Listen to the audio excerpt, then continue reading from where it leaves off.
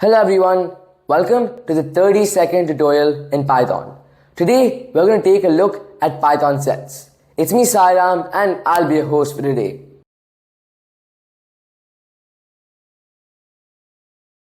What is a set? A set is an unordered collection of unique elements. No repeats, no fixed order, just clean, efficient storage. Over here we have my set, curly braces, 1, 2, 3, 2, 1. When we print it, as you can see, it does not print the 2, 1 after 3. It only prints 1, 2, 3. See that? The duplicates are gone. Whether you're cleaning data, comparing users, or managing tags, sets are your go-to because they remove any duplicate data they see.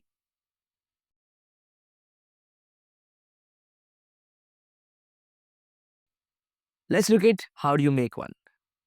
First, you use curly braces and then you put whatever you want in the set, like red, blue, green. But there is also another way. What if you want to convert something into a set? Just put what you want in normal brackets and put set before it. But there's something different over here. If I were to print letters, you would not get banana, but instead you would get BAN. Because when we put a string into a set, it separates them character by character. And if it finds the same exact character, it removes it. The set constructor, this is called a set constructor. The set constructor turns it into a group of unique letters. Simple, right?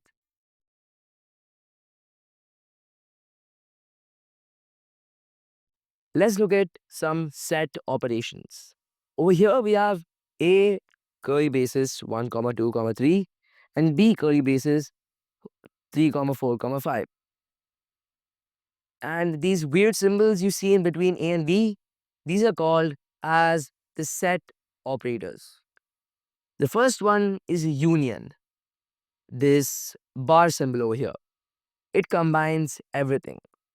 So the output will be 1, 2, 3, 4, 5. Remember, these things don't get executed because they are comments. Now, the ampersand is called as common ground. This intersection is this intersection gives you only the items that are in both sets, which is 3 over here. The next one is the difference, which is the negative symbol. It tries to show what is left over. This gives you what's in A but not in B.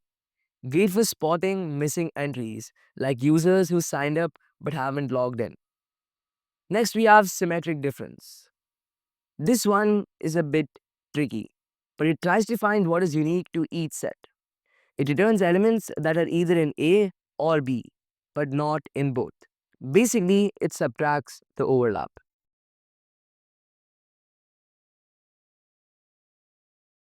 Now, let's say you want to look up if something is in a set or not. For example, over here, we have if red in colors, print colors exists. So this will of course print yes, because we can see colors. Now, the thing about sets is that they're really very fast at looking up. Checking if something is in a set is way quicker than checking a list. What if you wanted to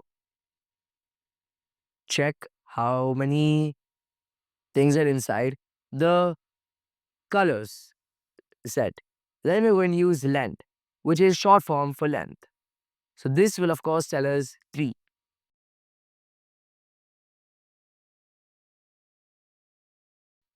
Now, sets are mutable.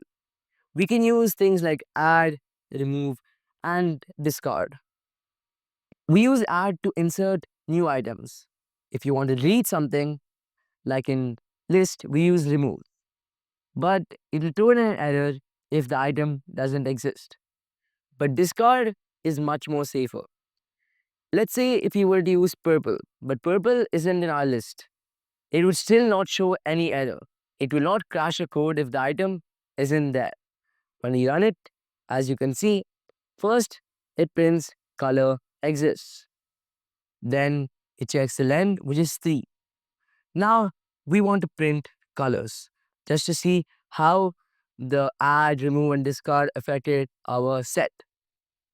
And when we run it, as you can see, it shows red, green, yellow. It removed blue and added yellow.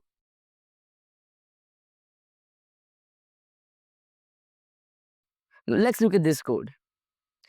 Emails is equal to a.mail.com, b.mail.com, a.mail.com. Now we want to create something known as unique emails because we only want the 2 unique emails. We don't want more emails that are the duplicates of each other. So we're going to convert emails over here into a set.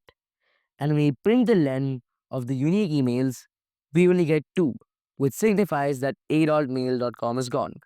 And to verify that, let's try to put print unique emails. And now when we run it, as you can see, 2 and a.mail.com is gone. B as writemail.com, A as writemail.com. This is used to clean up duplicates from form inputs. Use sets. It's fast and you only keep what matters.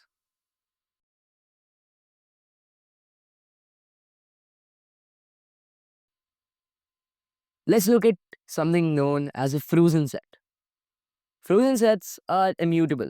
They can't be changed. You can use them as keys in dictionary or for constant sets of values. Over here, as you can see, this thing can never be changed. If I were to try to add something, like over here, we were able to add something to the list. But if I type over here, immutable dot add, let's take 5 for example. When we run it, it results in an error. Frozen set object has no attribute add. Frozen sets cannot be changed.